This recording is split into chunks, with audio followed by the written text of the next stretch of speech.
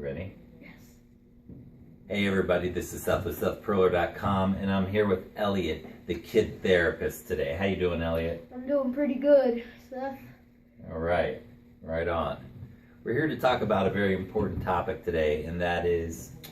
We're talking about taking risks on worries and anxieties that you may have. worries, anxieties, stress, and taking risks. So there are two types of risks.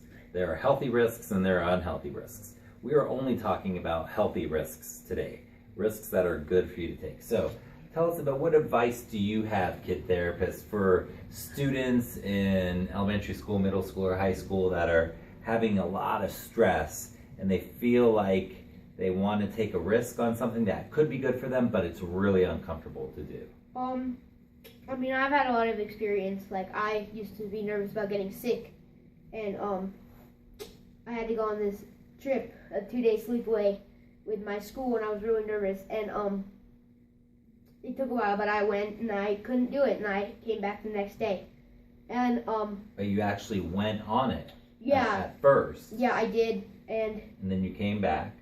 Yeah. Before it was over. Before it was over. And was that a failure? I don't really see it as a failure because I got on the trip and I tried my hardest, and I took a really big risk, and yeah. So. Were there any benefits to going? Because I remember at the time you were really overwhelmed. You came back, and in the long run, were there any benefits that you found? Are you glad you did it? Yeah, in the long run, there were not right away at all. I was, for a couple weeks even, I was still like, oh, that was the worst experience of my life. I'm never doing that again. And then, after a while, I kind of started to see the beauty of it. Like, wow, that was really cool. If I could have stayed on that, I probably would have had a lot of fun. And... That's a cool kid. Yeah, and... just like... That's growth. You're probably not going to see the benefit right away, but... you'll see it in the long run, and if not, then maybe you shouldn't do it again, because it might not even have a benefit. Too, right? Yeah, and that's okay. So do you feel like now for you, in terms of going on a family trip or going on a trip with the school again, do you feel like it's going to be easier next time? It's going to be easier. I'm still working towards it, and I might not be able to stay even this time, but I still have a lot of my life ahead of me, and I'll probably be able to do it sometime. Mm-hmm. And do you think that if you didn't go at all, if you didn't take that risk at all, do you think that it would be easier or harder for the upcoming trip? It'd probably be a lot harder, because this is the smallest trip we're going on, and if you can't throw the small pebble, then you probably can't throw the boulder. Very good metaphor.